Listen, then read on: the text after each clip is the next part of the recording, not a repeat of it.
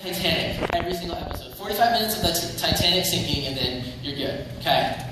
And the reason why these people always have these gigantic train wrecks in their house, and the reason why they can't make things work, is the fact that these people have zero humility. Every single character on that show has zero humility, okay? The three daughters, they think they're the greatest thing to ever happen to this planet Earth, okay? One of the daughters is married to a guy who wrote a song called I Am a God, okay? Like, they think they're epic.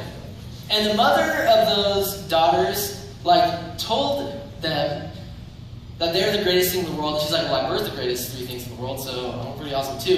And then her husband has a ponytail, okay? These people are crazy. These people are insane.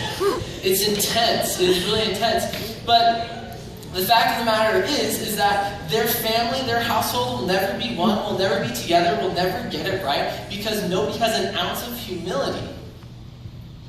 In order to make things work, in order to make anything work, you need humility. And that is so important, especially in the church. But I want to ask you tonight, if you question your humility, or you want to become more humble, if you're awesome, but you're I can become more humble, I want you to ask yourself these three questions.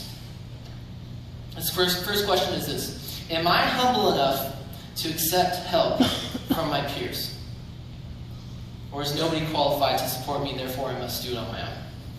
Are my peers worthy of my help, or are their needs insignificant compared to mine? And this one's kind of a toughie. I had to think about myself here in this one too. Is my pride hiding my lack of confidence? Is my pride hiding my lack of confidence? Because someone who is humble is confident enough to know that wherever they stand on the totem pole, they will be significant still. They will contribute still, and they will be important still. But someone who has too much pride will be consumed by that, will be angered by that. So I want to ask you again, is our pride hiding our lack of confidence? You see, I see this church as a very, very strong church. I see this church as probably the best church in Huntington Beach. And it's not because we just stumbled upon this awesomeness that we found out of the ground and we're hey, we're awesome, we're doing cool things. It didn't just happen overnight.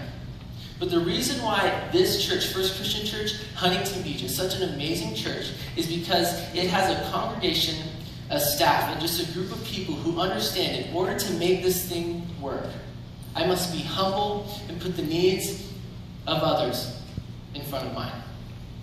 Let's pray. Dear God, I thank you so much for what you're doing here in Huntington Beach, God. I thank you for your gospel. I thank you for what you did, and it's just exciting to learn